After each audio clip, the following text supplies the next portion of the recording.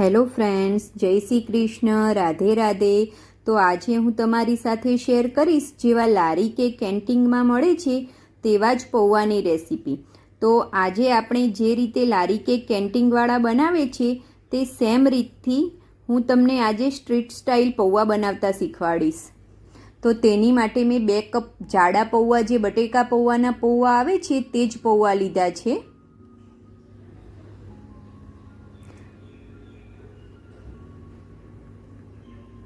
આ રીતના જે જાડા પૌવા આવે છે તે પૌવા આપણે લેવાના છે. હવે તે પૌવાને આપણે પહેલાં પલાળી દઈશું, ધોઈને બરાબર. પાણીથી આપણે પૌવાને બરોબર વોશ કરી લઈશું, જેનાથી આપણા પૌવા સરસ પલળી જશે. આ રીતે આપણે કોઈ જાળી લેવાની છે અને નીચે બીજું વાસણ મૂકી અને પૌવાને સરસ ધોઈ લેવાના છે. આપણા પૌવા ધોવાઈ ગયા છે. હવે તેને 10 મિનિટ રેસ્ટ માટે મૂકી દઈશું, જેનાથી આપણા પૌવા સરસ પલળી જાય. આપણા પૌવા પલળી ગયા છે તો તેની અંદર જ આપણે બધા જ મસાલા કરી લઈશું. 1 ચમચી મીઠું એડ કરીશું, 1 ચમચી હળદર પાવડર એડ કરીશું,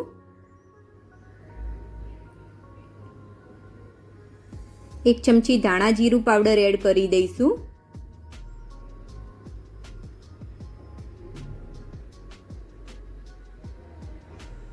2 ચમચી દળેલી સાકર એડ કરીશું ફૂલ ભરીને.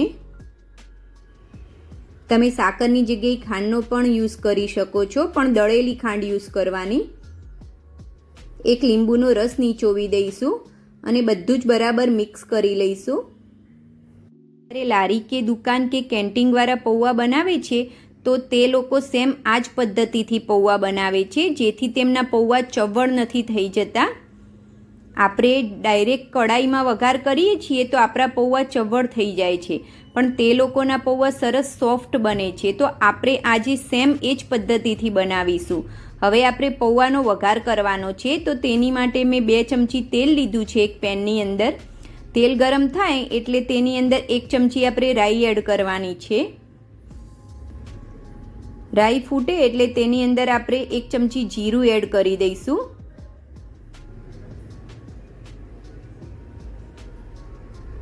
થોડી હિંગ એડ કરી દઈશું અંદર. 3 લીલા મરચાં છે જેને મેં કટિંગ કરીને રાખ્યા છે તે એડ કરી દઈશું. મીઠા લીમડાના પાન પણ અંદર જ એડ કરવાના છે. બધું જ બરાબર સાતળી લઈશું. હવે આ સિંગદાણા છે તેને પણ અંદર એડ કરી અને સરસ સાતળી લેવાના છે સિંગદાણાને.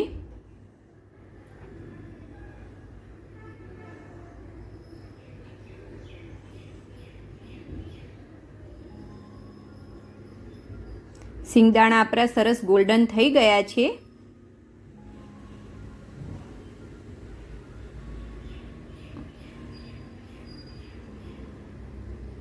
હવે આપણે ગેસ બંધ કરી આ વઘારને પૌવાની અંદર એડ કરવાનો છે.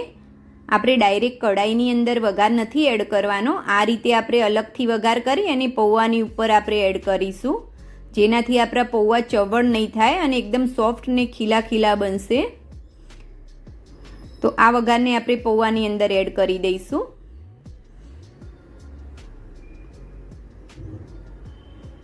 હવે બધું જ બરોબર મિક્સ કરી લઈશું.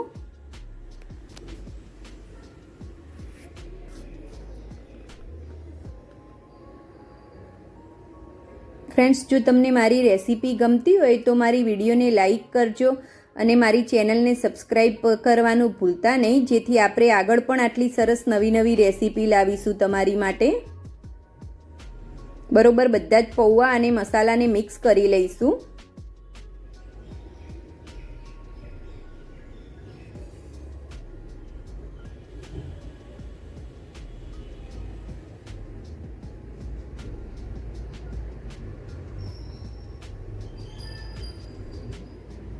હવે એક પેનની અંદર આપણે પાણીને ઉકળવા માટે મૂક્યું છે. પાણી આપણું ઉકળી જાય ત્યારે આપણે આ પૌવાને તેની અંદર બફાવા માટે મૂકીશું. આ રીતે જાળીવાળું વાસણ લઈને અને પૌવાને આ રીતે ઢાંકી અને પૌવાને આપણે બફાવા માટે મૂકીશું. 10 મિનિટ પૌવા બફાય એટલે ખોલીને આપણે ચેક કરી લેવાનું છે. આપણા પૌવા બનીને રેડી છે ફ્રેન્ડ્સ.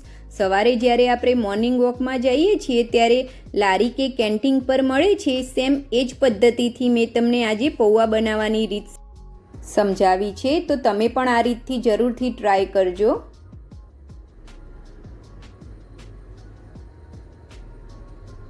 Thanks for watching. જય શ્રી કૃષ્ણ. રાધે રાધે.